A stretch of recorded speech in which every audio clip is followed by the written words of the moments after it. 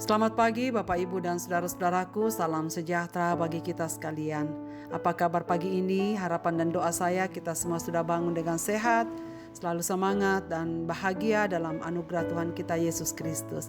Senang sekali saya menjumpai Bapak Ibu dan saudara sekalian, kita di acara Renungan Pagi, edisi 24 Februari 2024. Markus pasal 9 ayat 2-9 demikian. 6 hari kemudian Yesus membawa Petrus, Yakobus dan Yohanes dan bersama-sama dengan mereka ia naik ke sebuah gunung yang tinggi. Di situ mereka sendiri saja. Lalu Yesus berubah rupa di depan mata mereka. Dan pakaiannya sangat putih berkilat-kilat. Tidak ada seorang pun di dunia ini yang dapat mengelantang pakaian seperti itu. Maka nampaklah kepada mereka Elia bersama dengan Musa.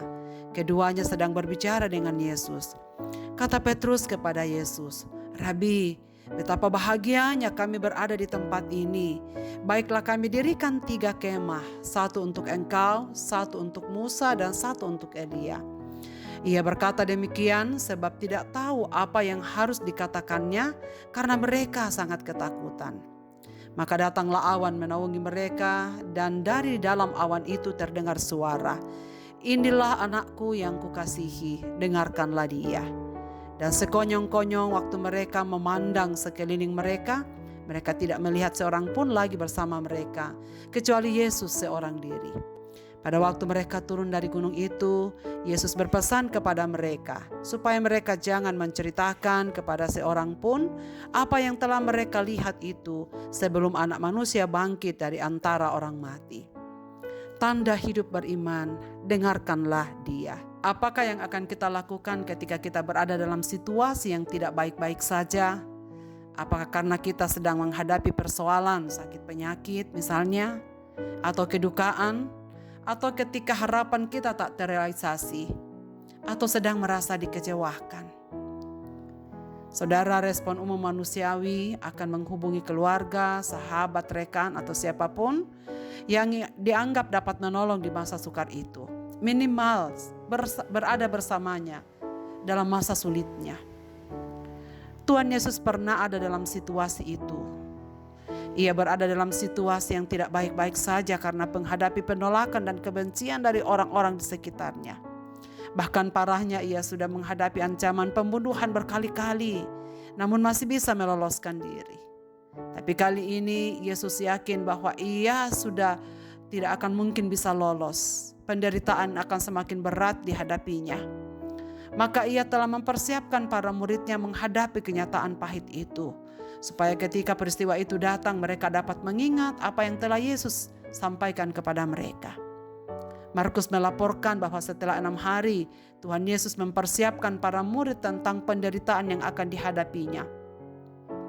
Tuhan Yesus memberitahukan bahwa dia akan menderita, akan dibunuh dan dibangkitkan untuk hidup kembali. Dia membawa trio murid kepercayaannya, diajak ke gunung untuk berdoa, Petrus, Yakobus, dan Yohanes. Ia tahu saatnya semakin dekat, penderitaan harus dihadapi. Dan ketika Yesus sedang berdoa, Yesus tiba-tiba berubah rupa di depan para murid. Di depan mata mereka, ia berubah, pakaiannya putih cemerlang. Lalu suara Bapa mengumumkan siapa dia. Identitas Yesus sengaja dibuka total tanpa rahasia lagi. Wajahnya berubah mengalami kemuliaan. Pakaiannya menjadi bersinar dan sangat putih. Mereka melihat kemuliaan surgawinya sebagaimana dia adanya, Allah di dalam tubuh manusia. Peristiwa yang mengingatkan kita tentang Musa yang naik ke atas gunung yang tinggi, bertemu dengan Tuhan, dan seketika wajahnya berubah untuk menerima hukum Taurat yang berisi perjanjian Allah dengan umatnya. Maka kemunculan tokoh Elia, Musa, dan Yesus menunjukkan wahyu Allah yang berkelanjutan. Musa dan Elia adalah 2 tokoh utama perjanjian lama. Mereka adalah nabi besar bagi orang Israel yang walaupun tidak hidup sesaman, bahkan hidup dalam rentan waktu yang berbeda jauh. Namun saat itu mereka melihat tubuh kebangkitan bersama dengan Kristus. Peristiwa ini sungguh-sungguh menjadi pengalaman yang luar biasa bagi Petrus, Yakobus, dan Yohanes. Mereka menyaksikan pemandangan dan pengalaman yang menakjubkan yang belum pernah mereka lihat selama ini.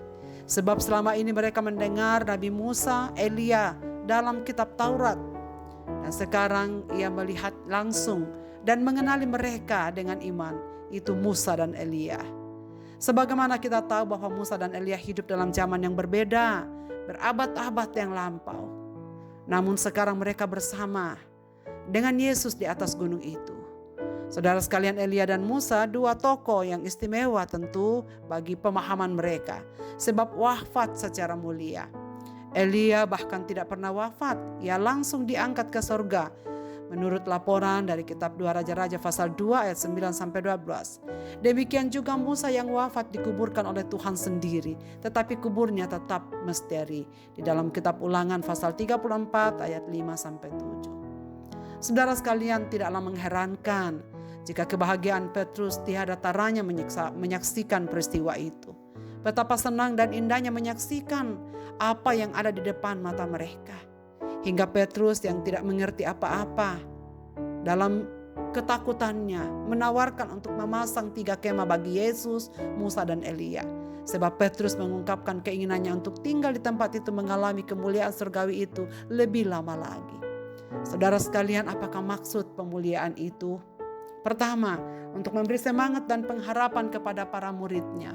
Bayangkan, sudah setengah perjalanan bersama Yesus, mereka tetap saja belum paham dan siap. Walaupun Yesus sudah memberitahukan bahwa ia akan menderita dan akan dibangkitkan, tetapi mereka juga belum paham.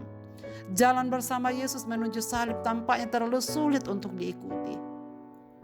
Maka semangat dan pengharapan mereka harus dihidupkan. Dan penampakan itu memberi dorongan yang baru bagi para murid, hingga Petrus tetap ingin mengalami lebih lama peristiwa itu dan tinggal bersama di atas gunung dalam kemah. Yang kedua, untuk memberi tuntunan dan pedoman. Perkenalan diri sang anak, barulah separuh cerita.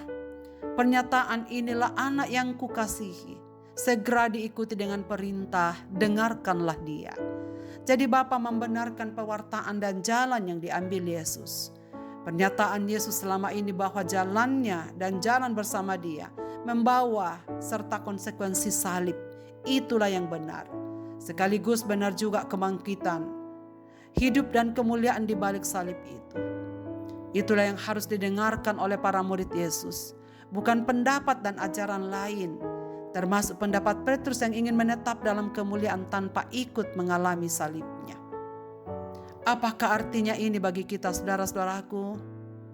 Telah kita dengarkan bahwa pemuliaan Yesus adalah proklamasi Yesus sendiri bagi para murid untuk memberikan penguatan dan dorongan. Tetapi juga untuk membuka identitas Yesus sesungguhnya sebagai anak yang dikasihi oleh Bapa, dan supaya mereka mendengarkan dia. Jika Musa mewakili pengajaran Allah dalam kitab Taurat, Elia dengan pengajaran nabi-nabi menyampaikan pesan, kini semua telah berlalu dan hanya ajaran Kristuslah yang tinggal. Hanya ajaran Kristuslah yang menyempurnakan. Ajaran Kristuslah yang sekarang harus mereka dengarkan dan jalan salib yang akan dijalaninya. Ajarannya yang diperkenan oleh Allah untuk menjadi panduan hukum yang baru sebagai pegangan umat. Itulah sebabnya segala pengajaran dalam gereja harus menjadikan pengajaran Kristus sebagai landasannya. Ujilah segala berita yang didengar, apakah sesuai dengan ajaran Kristus. Hal ini menghiburkan kita, saudara-saudaraku, bahwa pengalaman rohani bersama Tuhan akan selalu membawa kebahagiaan tersendiri bagi kita. Betapa menyejukkan hati kita jika firman yang kita dengar meresap ke dalam sanubari kita. Dengarkanlah firman-Nya bukan hanya dengan telinga kepala, tetapi dengan telinga hati. Ikutilah jejaknya yang menderita untuk memperoleh kemuliaan. Seperti ketiga murid yang mengalami pengalaman rohani bersama Tuhan dalam kemuliaan-Nya yang sungguh telah dikuatkan. Demikianlah orang-orang percaya yang mendengar suara Allah melalui penerimaannya terhadap firman Kristus, firman yang menjadi manusia. Maka mendengar ajarannya, mengikuti jejaknya dan taat padanya adalah jalan hidup yang penuh kemuliaan. Perjalanan salib adalah jalan kemuliaannya. Saudara-saudaraku, apakah kita rindu mengalami pengalaman rohani yang menenteramkan jiwa? Duduklah di hadapannya, dengarkanlah perkataan-perkataannya, ikutilah jejak Kristus, dan isilah pikiran kita lebih banyak tentang firman yang menyegarkan. Saat langkah menjadi berat karena tantangan yang kita hadapi, maka merasakan persekutuan dan kehadiran Sang Ilahi menjadi penguat asa dan semangat kita. Datanglah padanya saudara-saudaraku, dengarkanlah Dia. Bukalah hati terhadap firman-Nya. Rindukanlah perkataan-perkataannya setiap waktu. Sebagaimana Paulus katakan dalam Roma pasal 10 ayat 17, iman timbul dari pendengaran dan pendengaran oleh firman Kristus. Jika merindukan bertumbuh dalam iman, maka teruslah membaca firman Kristus, sebab Dialah satu-satunya yang ditetapkan oleh Allah, sumber kebenaran yang mengubahkan. Dengarkanlah Dia dan taatlah padanya. Marilah kita berdoa. Bapa di sorga, Bapa di dalam nama Tuhan Yesus Kristus, terima kasih untuk firman-Mu yang baru saja kami dengarkan pada hari ini. Berilah kami kekuatan untuk semakin taat kepadamu, semakin mendengarkan ajaran-ajaran-Mu dan mengikuti jejak-Mu ya Tuhan. Terima kasih karena Engkau sudah memberikan teladan hidup bagi kami. Kami rindu menikmati segala kemuliaan Tuhan di dalam hidup kami. Dan karena itu biarlah Roh Kudus-Mu yang akan menolong kami, supaya kami semakin nyata, benar, dan taat di dalam kehidupan ini mengiring Tuhan di dalam hidup kami. Hamba-Mu berdoa untuk segenap pendengar renungan pagi ini dimanapun mereka berada, apapun yang sedang terjadi, apapun yang mereka hadapi. Jika mereka dalam kondisi yang tidak baik-baik saja, Tuhan hiburkanlah mereka dengan firman-Mu, bahwa dengan berada di kaki Tuhan, dengan berada di dekat-Mu, dengan bersekutu dengan Engkau, kami memperoleh kelegaan yang baru. Apapun yang sedang dihadapi oleh umat-umat-Mu ini Tuhan, biarkanlah Engkau memberkati. Di dalam nama Tuhan Yesus Kristus kami berdoa. Amin.